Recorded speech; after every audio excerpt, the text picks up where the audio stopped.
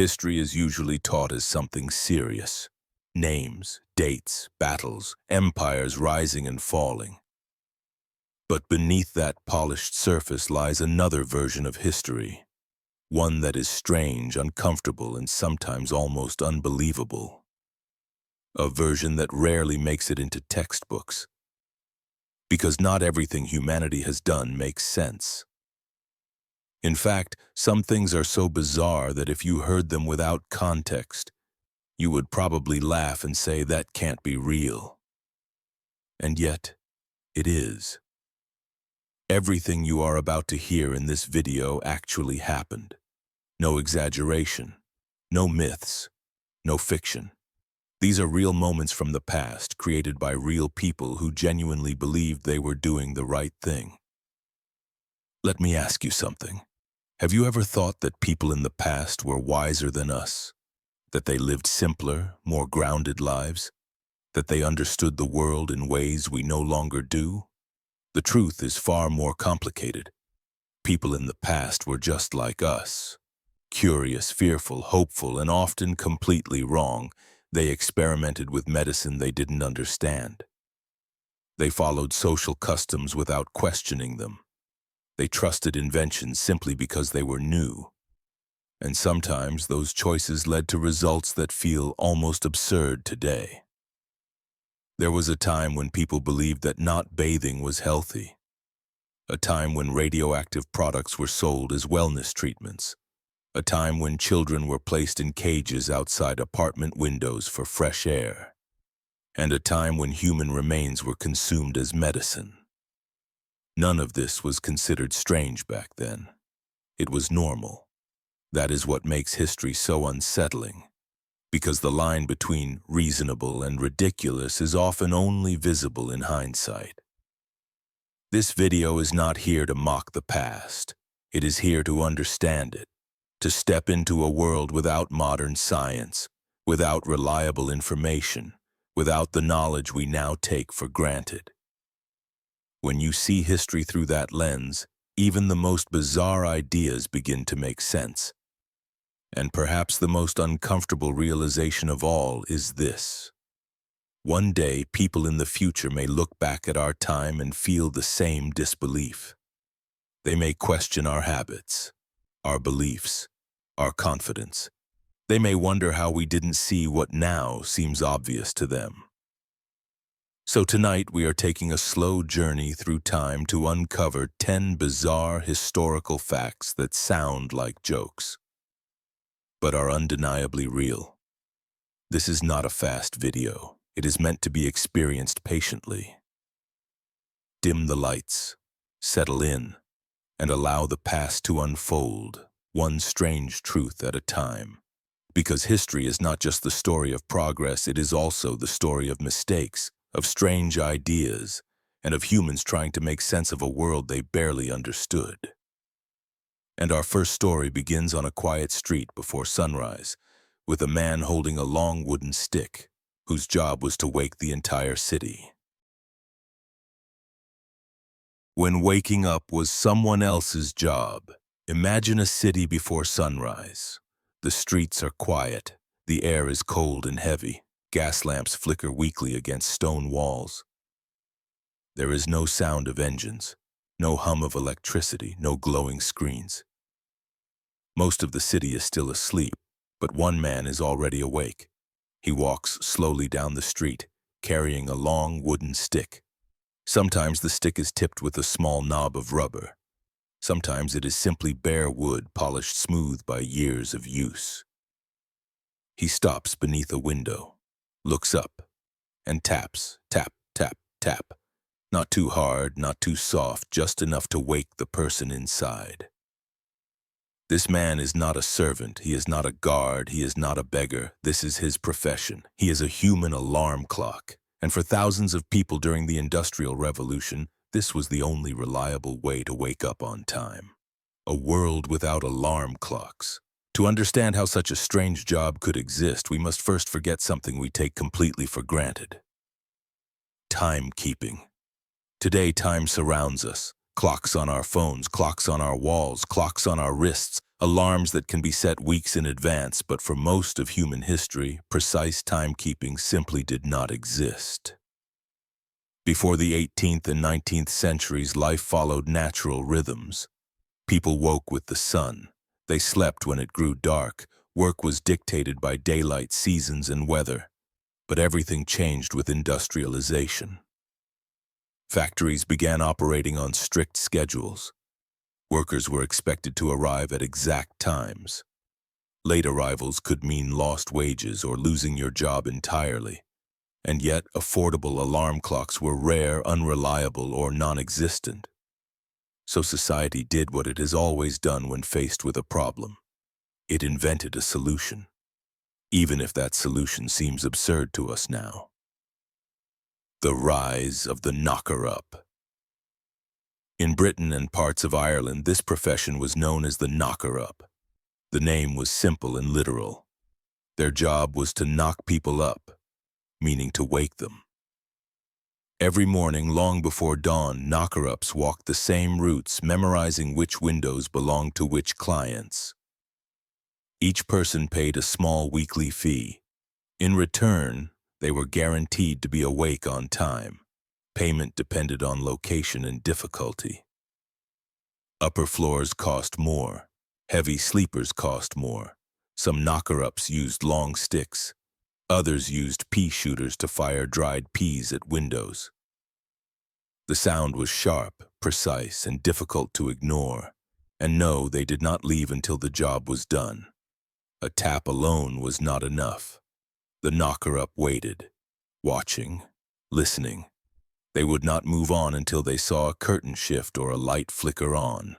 Only then did they continue down the street, forcing a stranger with your livelihood. This arrangement required an extraordinary level of trust. Missing work was not a small inconvenience. For many laborers, it meant hunger. So people trusted their livelihoods to a stranger with a stick standing in the dark outside their window. Knocker-ups became intimately familiar with their clients' lives. They knew who worked night shifts, who needed to wake early, who overslept often. They knew which houses argued late into the night, which windows were broken, which families had just lost someone. They were silent witnesses to the private rhythms of the city. And despite how strange it sounds, they were respected.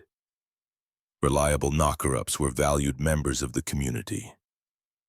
An unreliable one, however, would quickly lose business because a single missed knock could cost someone everything. The irony of the job. There is a strange irony at the heart of this profession. The knocker-up had to wake up earlier than everyone else. They could not rely on another knocker-up to wake them. They had to trust their own internal sense of time. Some used crude clocks. Others relied on habit. Many simply never slept deeply. In a world where people paid to be awakened, someone had to stay awake first, and that burden fell on them. Night after night, winter and summer, rain, fog, and frost, they walked and knocked. Not a perfect system. Of course, the system was far from flawless. Sometimes knocker-ups were late. Sometimes they overslept. Sometimes they fell ill. And occasionally tragedy followed.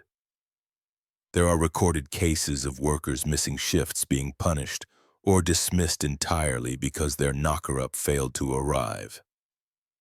There were also disputes.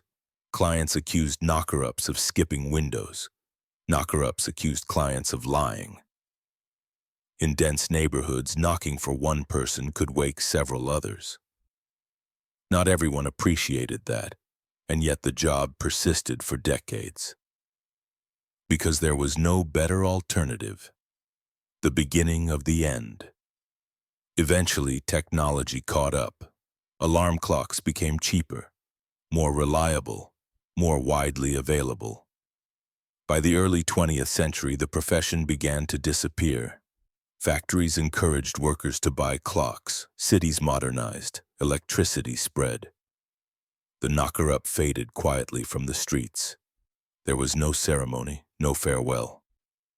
Just one less figure walking before dawn. Looking back, today the idea sounds almost comical. Hiring someone to throw peas at your window so you can wake up for work. But for those who lived in that era, it made perfect sense. It was practical, it was necessary, and it worked. And that is the unsettling lesson of this story. What feels ridiculous now was once an essential part of daily life, not because people were foolish, but because they were adapting with the tools they had. History is full of such solutions, ingenious, strange, and deeply human. And as you silence your alarm tomorrow morning, you might pause for a moment and imagine a quiet street at dawn, and a man with a wooden stick, waiting patiently for a sign that you are awake. When medicine was made from the dead. Picture a crowded marketplace in Europe, sometime in the 16th century. The air smells of smoke, spices, and damp stone. Merchants shout over one another. Bottles, powders, and remedies line wooden table. Among them is a small jar filled with a dark, crumbly substance. It is advertised as a cure for headaches, for internal bleeding, for stomach pain, for weakness of the body. The seller speaks with confidence. This remedy, he claims, comes from something ancient, something powerful. It is made from Egyptian mummies, and people are lining up to buy it. A strange belief takes root. To modern ears, this sounds horrifying. Cannibalism, desecration, madness. But to people living in early modern Europe, this practice did not feel shocking at all. It felt scientific. At the time, medicine was not what we know today. There were no clinical trials, no microscopes, no understanding of bacteria or viruses. Instead, medicine was built on tradition, authority, and symbolism. Doctors believed that the human body could absorb the strength, vitality, and healing power of other bodies, especially bodies that were preserved, and no preserved bodies were more famous than those of ancient Egypt. The power of mumia. The key to this practice lies in a single word, mumia. Originally, mumia referred to a natural substance, a type of bitumen or resin found in the Middle East, used in small amounts as a medicinal ingredient. But over time, the word's meaning shifted. Europeans traveling to Egypt encountered mummified remains darkened by resins used in embalming. They assumed these bodies were soaked in mumia, and so a fatal misunderstanding was born. Doctors began prescribing powdered mummy, ground-up human remains, as medicine. Not in secret, openly, casually, respectably. Even royalty consumed it. From tomb to table. As demand grew, supply became a problem. Ancient mummies were not infinite, so tombs were opened, graves were looted, bodies that had rested undisturbed for centuries were pulled from the sand. They were shipped across continents. Wrapped corpses were broken apart, their flesh dried, ground, and sold. Pharmacies stocked mummy powder. Physicians wrote prescriptions for it. It was mixed into drinks, applied to wounds, swallowed without hesitation. People truly believed this substance carried healing power, because if something had survived for thousands of years, surely it must be strong. Who used it? This was not a fringe belief. Educated doctors recommended it. Wealthy patients used it regularly. Kings, queens, nobles, they consumed human remains with the same confidence we place in modern medicine today. Some physicians even debated which mummies were best. Fresh or old, from nobles or commoners, preserved naturally or artificially. These discussions were treated seriously, because at the time, this was science. The dark economics of deaths. Demand increased, so did fraud. Real Egyptian mummies became scarce, so merchants improvised. Recently deceased bodies were dried artificially. Executed criminals, the poor, the unclaimed, they were treated, darkened, and sold as ancient remains. No one could easily tell the difference. And few asked questions. After all, the medicine came recommended by authority. And authority in that era was rarely challenged. Why it seemed logical. From our perspective, this practice feels grotesque, but it followed a kind of internal logic. People believed illness was caused by imbalances, that strength could be transferred, that death itself carried power. Blood, bones, fat, all were used medicinally at different times. The body was not sacred in death the way we see it today. It was a resource, and mummies preserved against decay were seen as concentrated life, the slow collapse of a belief. This practice did not end overnight. It faded slowly as science changed, as anatomy improved, as chemistry developed. As doctors began questioning old assumptions. By the 18th century, skepticism grew. Some physicians began to ask an uncomfortable question. If this medicine truly works, why does it so often fail? Eventually, the practice fell out of favor, not because it was considered immoral, but because it was considered ineffective. Only later did people look back and recoil in horror. Looking back, today the idea of consuming human remains as medicine feels unthinkable.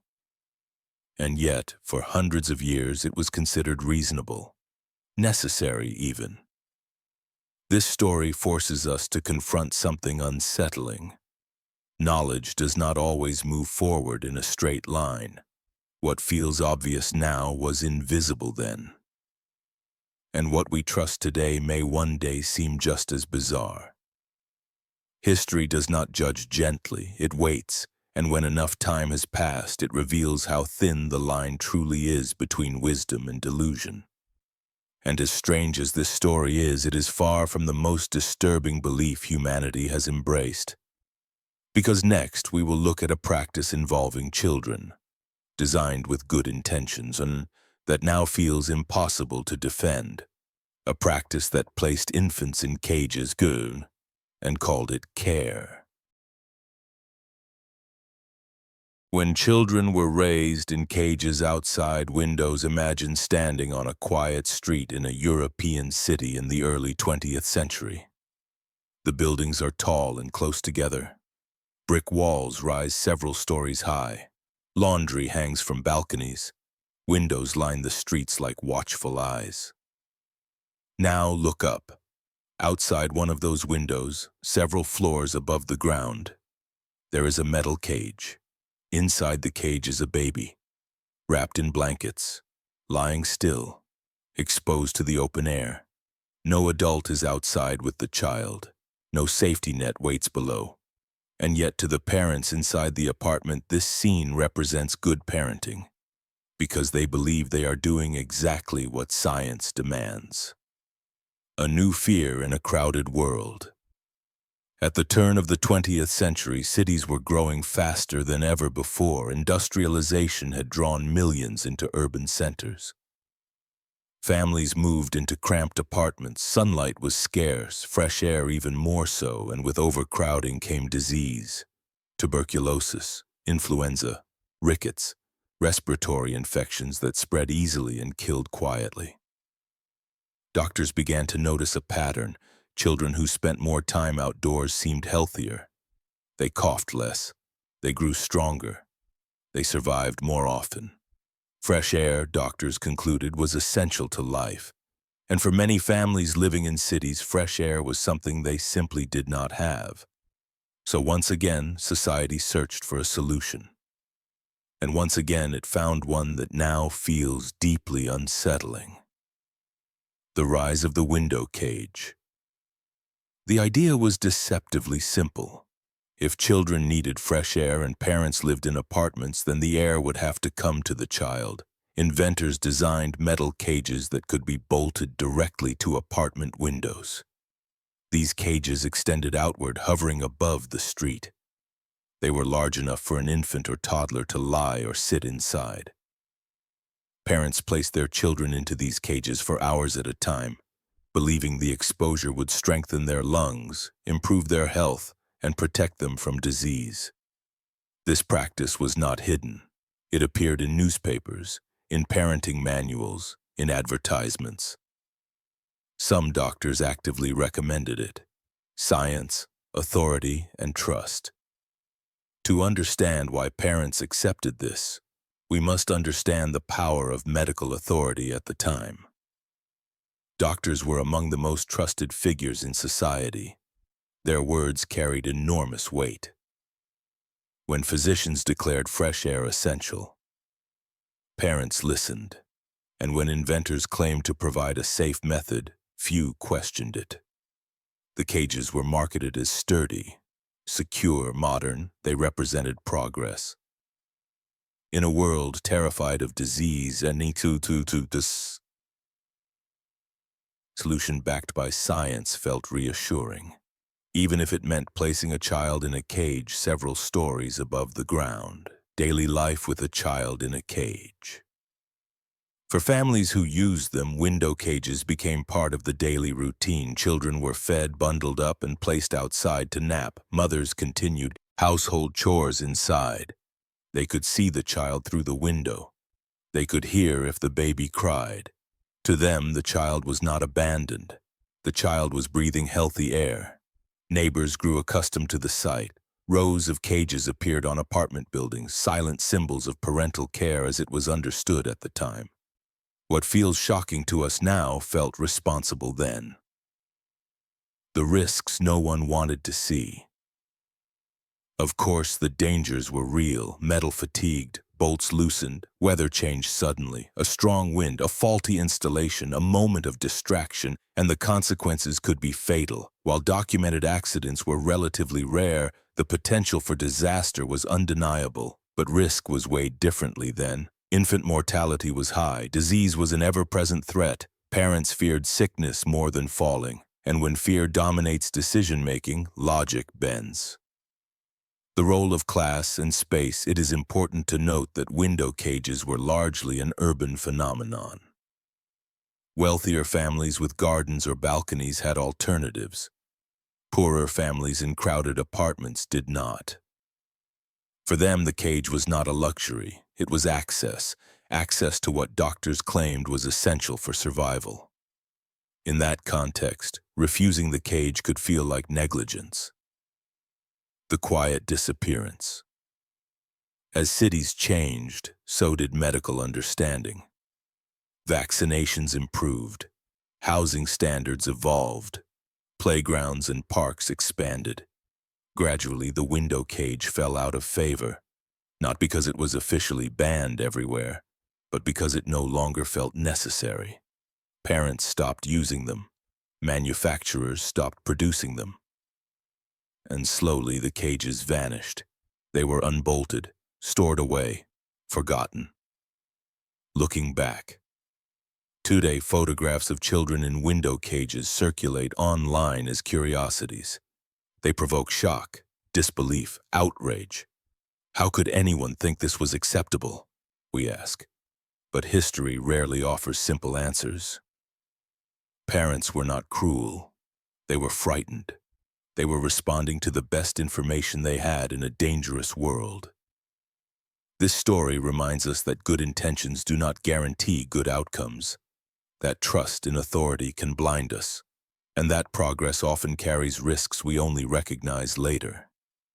Because the past is not filled with villains. It is filled with people doing what they believed was right, and sometimes that is the most unsettling truth of all. And as strange as this practice was, it was far from the only everyday habit that history would later reject. Because next, we will explore a time when people avoided bathing altogether. Not because they were lazy, but because they believed water itself was dangerous. When people stopped bathing because they feared water. Imagine entering a grand palace in Europe during the 17th century. The halls are ornate. The walls are covered in tapestries. Gold frames glint in candlelight. But beneath the elegance, something is wrong. The air is thick, heavy, almost suffocating. Perfume hangs everywhere, layer upon layer, not to attract admiration but to hide something else. The smell of bodies that have not touched water in years. And this is not poverty. This is not neglect. This is belief. Because for centuries, people across Europe were convinced of one thing: bathing was dangerous. The fear of water today, water represents cleanliness, health, relief. But in early modern Europe, water was feared. Doctors believed that warm water opened the pores of the skin, and once the pores were open, disease could enter the body. Plagues, fevers, invisible forces that no one understood. Water, they thought, was a gateway, and the skin was the last line of defense. To bathe was to invite illness inside, so people avoided it, not out of ignorance, but out of caution, a world shaped by disease. This fear did not emerge from nowhere. Europe had been devastated by pandemics. The Black Death alone killed tens of millions. Cities were traumatized. Memory lingered for generations. When doctors searched for explanations, they looked for patterns. People fell ill after exposure, after contact, after environmental changes. Water became a suspect, especially communal water. Bathhouses, once common in medieval cities, were slowly abandoned. They were seen as places where bodies gathered, where pores opened, where sickness spread, and so, one by one, they closed. Cleanliness without water. Avoiding bathing did not mean people wanted to be dirty, they simply redefined cleanliness. Instead of washing the body, they changed clothes frequently. Linen undergarments were believed to absorb impurities. The dirt, it was thought, left the body and clung to fabric, so cleanliness became external. Fresh shirts, clean collars, white cuffs, the body underneath remained untouched. Perfumes and powders became essential. They masked odor. They symbolized refinement. Smell was not seen as a warning sign. It was a social inconvenience.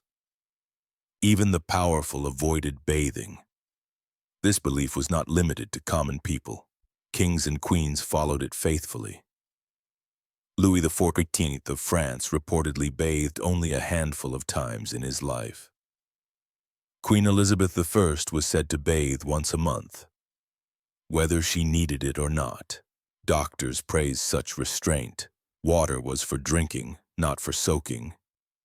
And when bathing did occur, it was often partial. Hands, face, rarely the full body, and always with caution. The role of medicine and authority. Medical texts reinforced the fear. Physicians warned that bathing weakened the body, that it disrupted the balance of humors, that it softened the flesh. These ideas were not fringe theories. They were taught, written, repeated, and once again authority shaped behavior. People trusted doctors the way we trust modern science. Questioning them felt dangerous, so habits persisted, even when evidence was lacking. The cost of avoidance. Ironically, avoiding water did not protect people. Disease still spread, skin infections, parasites, poor hygiene-related illnesses. But without understanding germs, the connection was invisible. When sickness occurred, it reinforced fear. This is why we don't bathe, people said. The logic fed itself, and the cycle continued. A gradual shift change did not happen suddenly. It crept in. Advances in science, the rise of germ theory, improved understanding of hygiene. By the 18th and 19th centuries, attitudes began to shift. Doctors reconsidered water. Bathing slowly returned, first cautiously, then enthusiastically. Public baths reappeared. Private bathrooms followed. What was once feared became essential. Looking back. Today, the idea of avoiding bathing feels absurd, unthinkable. But for centuries, it was considered wise. This story reminds us how fear shapes behavior, how trauma echoes through generations, how authority can turn caution into custom, and how easily humans adapt to beliefs that later feel impossible to defend. We do not abandon ideas because they are strange. We abandon them when better explanations appear. And sometimes that takes a very long time. Because the past was not unhygienic out of neglect. It was cautious out of fear. And that fear shaped daily life in ways we are only now beginning to understand. But strange beliefs about health did not stop at avoiding water. In fact, the next chapter of history would swing violently in the opposite direction. A time when invisible energy was celebrated, bottled, and consumed, even when it was slowly killing the people who trusted it. When radiation was sold as a cure for everything, imagine walking into a pharmacy in the early 20th century. Glass bottles line the shelves, labels are elegant, the language is confident, almost celebratory. One product promises energy, another claims youth, another offers strength, vitality, and renewed health. And hidden in the fine print, or sometimes proudly displayed, is a single word: radium. The same substance we now associate with danger, cancer warnings, and protective suits. But at the time it was seen as a miracle. The birth of a wonder substance. At the end of the 19th century, science made a stunning discovery. Marie and Pierre Curie identified radiation, a mysterious force that emitted energy without heat or flame. It glowed. It fascinated. It seemed almost magical. Scientists barely understood it, but they knew one thing. It was powerful. And wherever power appears, belief follows. Radiation quickly became associated with life itself, with energy, with progress. If it emitted strength, people assumed it could transfer strength. And so the age of radioactive optimism began. When science turned into marketing, manufacturers rushed ahead of understanding. Radium was added to drinking water, toothpaste, cosmetics, chocolate, health tonics, athletic supplements. These products were sold openly, advertised aggressively, endorsed confidently. The message was clear. Radiation revitalizes the body. Doctors prescribed it. Athletes drank it. Wealthy socialites swore by it. It was modern. It was scientific. It was fashionable. And almost no one questioned the long-term effects. The illusion of energy. At first, users felt something. A mild stimulation, a sense of warmth, an illusion of vitality. Radiation damages cells, and the body responds, but early symptoms were mistaken for benefits. Fatigue disappeared briefly, pain seemed reduced. This reinforced belief. If it feels powerful, it must be working, and so people consumed more. The radium girls, then came the consequences. In factories, young women were hired to paint watch dials with glowing radium paint. They were told it was harmless. They shaped their brushes with their lips, day after day, ingesting radiation. Slowly, their bodies began to fail. Teeth fell out, jaws deteriorated, bones weakened. At first, no one connected the dots, but the pattern became impossible to ignore. The miracle was killing its believers, a tragic turning point. Public awareness grew slowly. Lawsuits emerged. Investigations followed. Scientists finally understood the danger. Radiation did not give life. It destroyed it. Products vanished from shelves. Factories shut down. Warnings replaced promises. But the damage was done. Lives were lost. Bodies ruined. Trust broken. Looking back, this story reveals a recurring pattern in history. Discovery. Excitement, blind faith, delayed understanding. Radiation was not evil. Ignorance was. People trusted. Science before science was ready. They believed innovation meant safety. And they paid the price, because progress without caution can be just as dangerous as ignorance. And while radiation was once swallowed in the name of health, there were times when danger was not hidden in bottles, but unleashed deliberately. Because next, we will enter the battlefield where animals were turned into weapons and war crossed lines that feel almost surreal today. When animals were turned into weapons of war, imagine a battlefield before modern machines. No engines, no radios, no missiles streaking across the sky, only the sound of men shouting, metal striking metal and the thunder of movement across the ground. Now imagine that movement is not human. It is massive, alive, unpredictable. It is an animal, trained, armed, and driven straight into violence. For thousands of years before technology became the dominant force in war, humans looked to nature and asked a dangerous question. What if we could turn animals into weapons of war before machines? Early warfare was limited by human strength. Soldiers could only move so fast, carry so much, endure so long. Animals offered an advantage. They were faster, stronger, less fearful of noise and chaos. At least that was the belief. And so armies across history began experimenting, not cautiously, not ethically, but creatively, the terror of war elephants. One of the most famous examples is the war elephant. To ancient armies, an elephant was living terror. Massive, armored, towering above soldiers, enemies who had never seen one often broke ranks in panic. Elephants trampled infantry, smashed through formations, and carried archers or spearmen on their backs. But elephants were not machines. They felt pain, fear, confusion, and when frightened, they did not always distinguish friend from enemy. Many battles ended with elephants turning around in panic, crushing their own troops. The weapon was powerful but dangerously unstable. Fighting animals. With animals, human ingenuity did not stop there. When enemies faced elephants, they looked for countermeasures. One of the strangest involved pigs.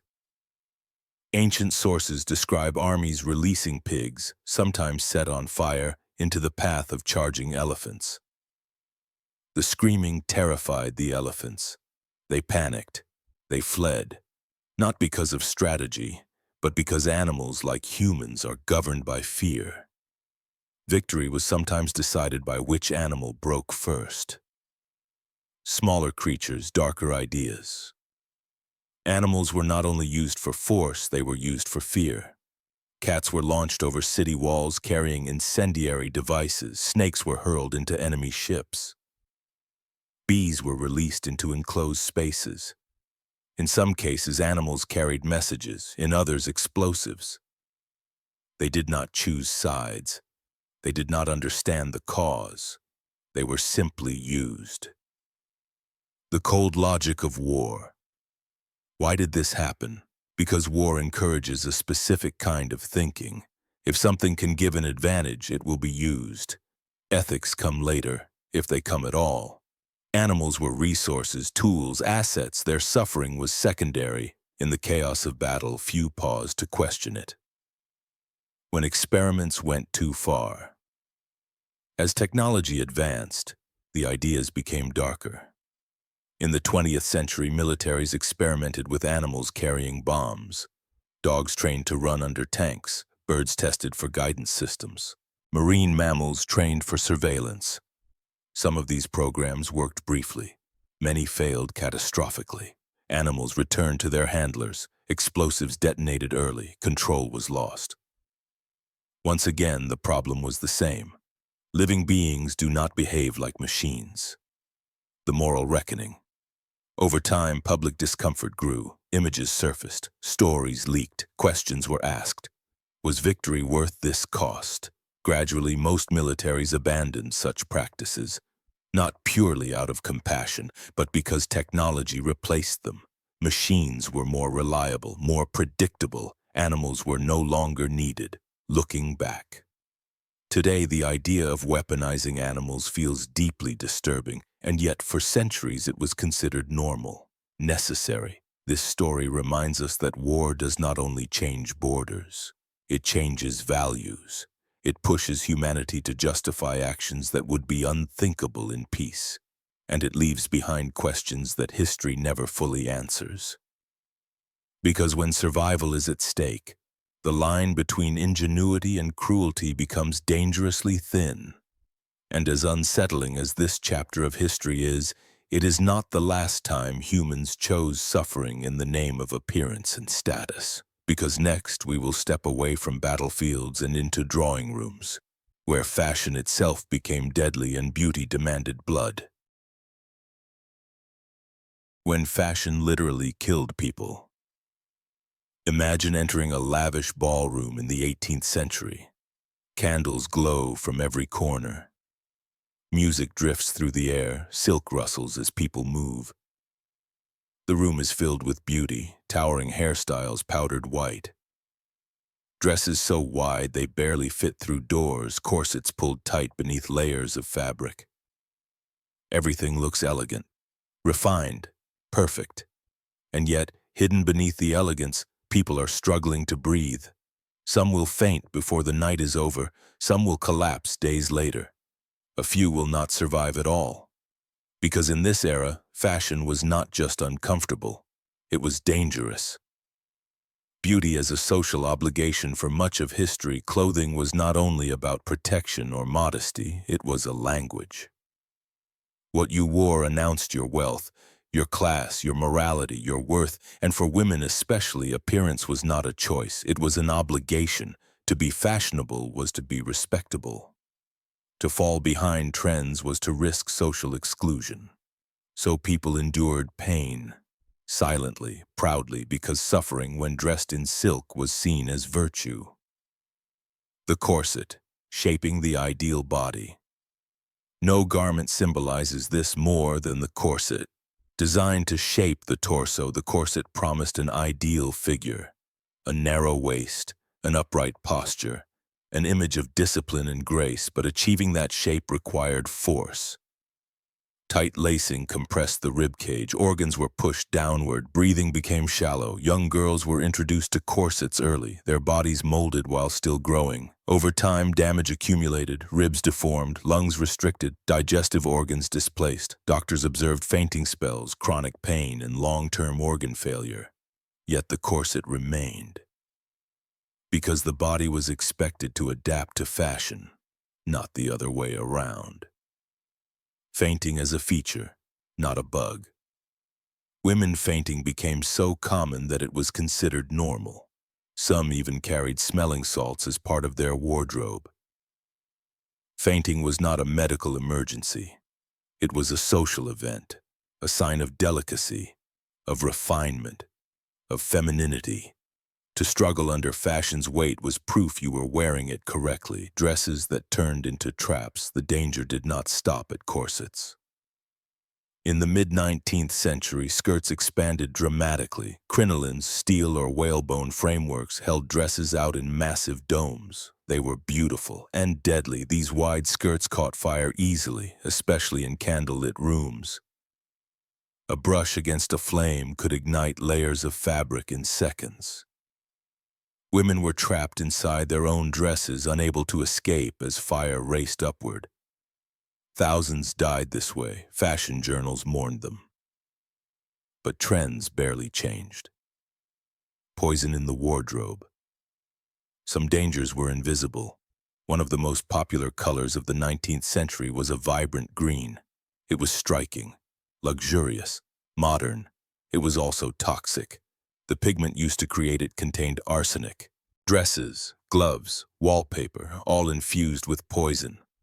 Women wearing these garments experienced rashes, nausea, hair loss, and slow poisoning. Dressmakers suffered too, handling the fabric daily. At the time, the connection was unclear. Beauty once again came at a cost no one fully understood. Why people endured it. Why didn't they stop? Because fashion was not optional. Social survival depended on it.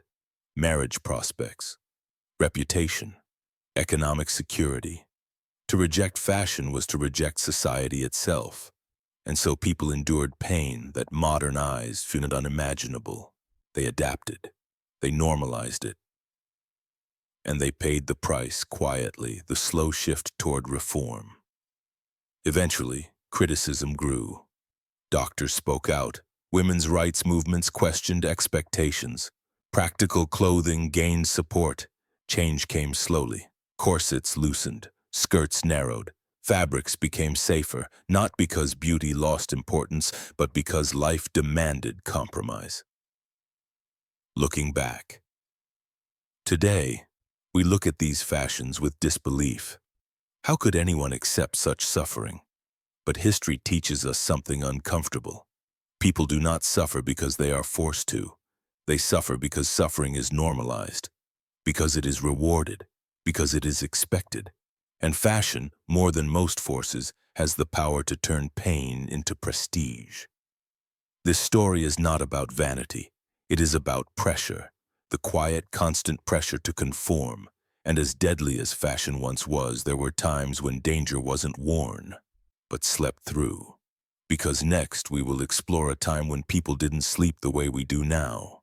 A world where nights were divided and waking in the darkness was normal. When humans slept in 2 separate shifts every night. Imagine waking up in the middle of the night, not because of noise, not because of stress, not because you cannot sleep, but because you are supposed to be awake. The room is dark, silent, calm. You sit up, light a candle, and begin your second life of the night. You read, you pray, you talk quietly with family members. Some people work, some visit neighbors, some simply think. This is not insomnia. For most of human history, this was normal sleep. A night very different from ours. Today, we believe sleep should be uninterrupted. 8 hours, straight through. Anything else feels like a problem. But before artificial light, before electric clocks, before rigid work schedules, human sleep followed a different rhythm. Historians call it segmented sleep or biphasic sleep. People slept in 2 distinct phases, first sleep, second sleep. Between them was a waking period that could last 1 to 3 hours, and no one found it strange. Evidence hidden in plain sight. This idea is not speculation, it is documented. Diaries, court records, medical texts, literature. Writers casually referenced first sleep as if everyone knew what it meant, because they did. People planned their lives around it. Doctors advised patients to use the waking period for reflection. Religious leaders encouraged prayer. Midwives expected to be called at night. The darkness was not feared, it was familiar. Why humans slept this way? The reason was simple: light. Before electricity, nights were truly dark. After sunset, activity slowed. Candles were expensive, fire was precious, people went to bed early, often shortly after dusk. The body, however, did not sleep for 8 hours straight. Instead, it followed a natural pattern. Sleep, wake, sleep again. The waking period was calm, quiet, and reflective. A liminal space between rest and dreams. A different relationship with the night. During this time awake, people did not panic. They did not scroll screens. They did not count minutes. They accepted wakefulness as part of life. Some used the time productively, others spiritually. Many simply lay in thought. It was a time for intimacy, conversation, and solitude. The night belonged to them. The sudden disruption. Everything changed with artificial light. Street lamps, factories, electric bulbs. Night lost its power. Work extended later. Schedules tightened, sleep became compressed, society demanded efficiency, 8 uninterrupted hours became the goal. Waking at night became a failure, and something once natural became a disorder. When normal became a problem. Doctors began labeling nighttime waking as insomnia. People grew anxious. They tried to force sleep into a shape their bodies resisted. Anxiety replaced acceptance. And with anxiety came exhaustion.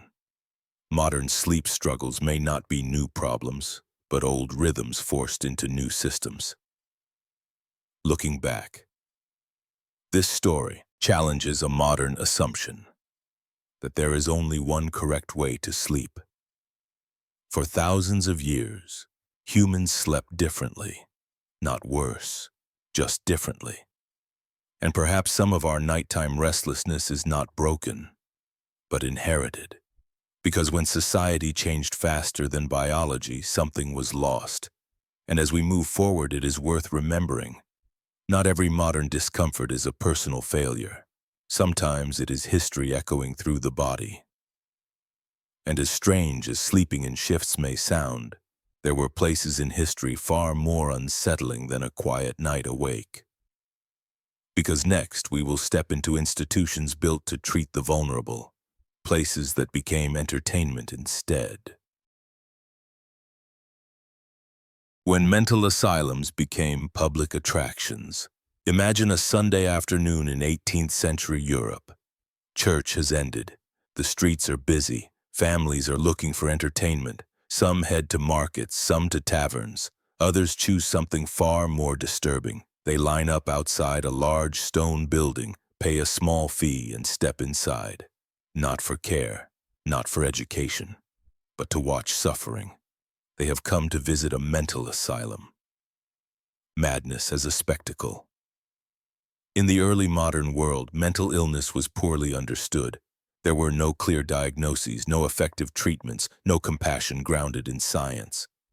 Those who behaved differently, who heard voices, who spoke incoherently, who did not conform, were labeled simply as mad, and madness frightened people. What people fear, they often try to control. So societies built institutions to contain it. But containment soon became something else. It became entertainment. The birth of the asylum, mental asylums, were originally intended as places of care. At least that was the promise. In reality, many were overcrowded, underfunded, and run more like prisons than hospitals. Patients were restrained, isolated, forgotten, but one asylum in particular became infamous. Bethlem Royal Hospital in London, better known as Bedlam. Its name would become synonymous with chaos. Bedlam, where curiosity paid admission by the 17th and 18th centuries, Bedlam allowed public visitors. For a small fee, ordinary citizens could walk through the wards and observe the patients. No barriers, no privacy. Visitors laughed, pointed, mocked. Patients were poked, teased, sometimes deliberately provoked to make them react. Madness was treated as theater. And the audience was vast. Why people went to modern minds, this seems monstrous. But at the time it was normalized. People believed madness was moral failure, or divine punishment, or animalistic behavior. Watching the insane reinforced a comforting belief. At least we are not like them. It created distance, superiority, relief. The asylum became a mirror, reflecting what society believed it was not, patients as objects, not people. Inside these institutions, patients lost their humanity. They were no longer individuals, they were exhibits. Men and women chained to walls, left in filth, exposed to cold and hunger. Some were not mentally ill at all. They were poor, disabled, eccentric, inconvenient. Once inside, escape was rare. Treatments that were really punishments. Medical care, when attempted, was often brutal. Cold baths meant shock. Spinning chairs induced vomiting. Restraints were common. Pain was mistaken for cure. The goal was not healing. It was control. And when control failed, spectacle filled the gap. The slow awakening change came slowly. Accounts from reformers began to circulate. Journalists exposed conditions. Doctors questioned cruelty. Public opinion shifted. By the 19th century, the idea of asylums as entertainment became increasingly uncomfortable. Visits were restricted, reforms introduced. But damage had already been done. Generations suffered behind locked doors on display. Looking back, this story forces us to confront a painful truth. Cruelty does not always look like violence. Sometimes it looks like curiosity, like amusement, like normal behavior. People did not visit asylums because they were monsters. They went because society told them it was acceptable, because fear was easier than empathy. And history remembers that, because the measure of a society is not how it treats the powerful, but how it treats the vulnerable. And as disturbing as this chapter is, it is not the final one. Because next we will look at inventions so strange, so misguided that they blur the line between genius and madness, and they will remind us once again that progress has never been a straight line. When humanity took the strangest inventions seriously, imagine a room filled with inventors, tables covered in sketches. Strange machines half assembled, ideas spoken with absolute confidence. Every invention in this room has one thing in common. Its creator truly believed this would change the world. Some thought they were saving lives, others believed they were improving humanity. A few were convinced they had finally solved problems that had plagued mankind for centuries. And yet, looking back today, many of these inventions feel less like breakthroughs and more like elaborate jokes. But they were never jokes. They were taken seriously, funded, used, and sometimes trusted with human lives. When progress was guesswork before modern testing and regulation, innovation moved fast and blindly. If something sounded logical, it was built. If it felt effective, it was sold. There were no safety trials, no long-term studies, no ethics boards. Inventors operated on belief, intuition, and optimism can be dangerous. Machines that promise the impossible consider devices designed to teach people while they slept. Inventors believed the sleeping mind was open, absorbent, and ready to learn. Machines played recorded lessons into the ears of unconscious users. Languages, facts, skills, the promise was irresistible. Learn without effort. The reality, no measurable results, but for years, people tried anyway because the idea was beautiful. Devices built on fear. Some inventions focused on control, masks designed to prevent facial expressions, helmets meant to force concentration, mechanical restraints sold as medical tools. These devices assumed one thing, that the human mind could be shaped by force. If you control the body, you control the person. This belief fueled inventions that were uncomfortable at best and abusive at worst, and yet they were marketed as solutions. The universal cure myth. Perhaps the most dangerous inventions were those that promised to cure everything. Machines that vibrated the body, electrified belts and chairs, devices that applied shocks to balance energy. Pain was mistaken for effectiveness. If it hurt, it must be working. And so people endured treatments that did nothing. Or worse. The thin line between genius and madness. Some inventors were brilliant. Others were delusional, but history does not always separate the two clearly. Ideas that failed were not always foolish. They were experiments without answers. And some ideas that succeeded looked just as ridiculous at first. That is what makes this chapter of history so unsettling. You cannot always tell which idea will save lives and which will harm them. Not at the beginning. Why people believed so? Why did people trust these inventions? Because they wanted to believe. They wanted easier lives, better health, faster progress.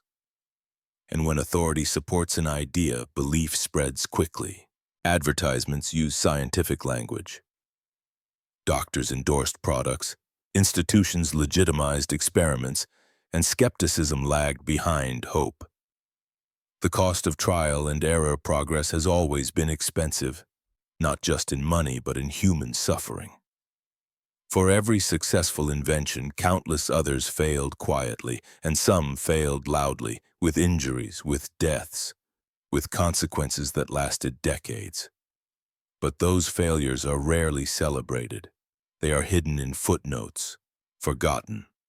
Looking back, today we laugh at these inventions. We share pictures, we mock their absurdity, but laughter hides something uncomfortable. These inventions existed because people trusted them, because society allowed them, because no one yet knew better. And one day, some of our modern inventions may look just as strange, just as misguided, just as dangerous. Final reflection. what these stories really tell us. As we reach the end of this journey, one truth becomes impossible to ignore. History is not a story of constant wisdom. It is a story of trial, error, belief, correction. Again and again, the people of the past were not stupid. They were human. They did what made sense with the knowledge they had. And someday, the future will judge us the same way.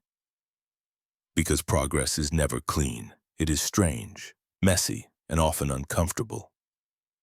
So the next time you hear a historical fact that sounds too bizarre to be real, remember this. Reality has always been stranger than fiction, and history is proof. When the past looks back at us, as our journey through these strange chapters of history comes to an end, it's worth sitting with a simple question. Why do these stories affect us so deeply? Why do they linger in the mind long after the facts are told? It isn't just because they are bizarre, or shocking, or unsettling. It's because beneath every strange belief and misguided invention, we recognize something familiar. Ourselves. The people in these stories were not caricatures. They were not foolish by nature. They were not less intelligent than we are today. They were parents trying to protect their children, workers trying to survive another day, doctors trying to heal, inventors trying to improve the world. They trusted what they were taught. They followed authority. They made decisions based on limited information, exactly as we do. History often feels distant because we flatten it. We compress centuries into paragraphs. We reduce lives into labels. But when we slow down, when we truly listen, the past stops feeling foreign. It feels uncomfortably close. The man who paid someone to wake him with a stick wasn't absurd, he was adapting. The patient who swallowed powdered mummy wasn't insane, he was desperate. The parent who placed their child in a window cage wasn't cruel, they were afraid. Fear, hope, trust, and survival have always shaped human behavior more than logic alone. And they still do. We like to believe that we live in an age of certainty, that we are protected by knowledge, data, and progress. But history whispers a warning. Every generation believes it finally understands the world, and every generation is, in some way, wrong. There are ideas we hold today, medical, social, technological, that feel obvious, undeniable. And one day someone will look back at us and ask, how did they not see the problem? They will study our habits, our treatments, our obsessions, and they may feel the same disbelief we feel toward the past. Not because we were malicious, but because we were human. History does not move forward in clean lines. It stumbles, it doubles back, it learns slowly, and progress is often paid for by people who never lived to see it. This is why history matters, not as a list of dates, but as a mirror. It shows us how easily belief can become certainty, how authority can silence doubt, how fear can disguise itself as wisdom, and it reminds us to be humble. Because the most dangerous sentence in any era is this: we know better now. Sometimes we do, sometimes we don't. The difference lies in our willingness to question, to doubt, to listen, to remember that confidence without curiosity is how the strangest chapters of history begin. If there is one lesson hidden beneath all these bizarre stories, it is this: the past is not stupid, it is unfinished. And so are we. So the next time you encounter an idea that feels unquestionable, a trend everyone follows, a belief everyone accepts, a solution everyone praises, pause. Ask yourself, what assumptions am I inheriting? What fears are shaping this belief? And how might this look to someone looking back centuries from now? History is not here to shame us. It is here to warn us gently, to remind us that being human has always meant navigating uncertainty with imperfect tools. And perhaps that realization, more than any strange fact or shocking story, is the most important truth of all. If you've made it this far, thank you for taking this journey. Thank you for listening patiently, for allowing the past to unfold slowly, for giving these forgotten stories the time they deserve. If this video made you think even for a moment, if it challenged how you see history or how you see the present, then it has done its job. If you'd like to continue exploring the strange, the forgotten, and the uncomfortable corners of human history, you're welcome to stay. There are countless stories left untold, and history, as it turns out, is far stranger than fiction.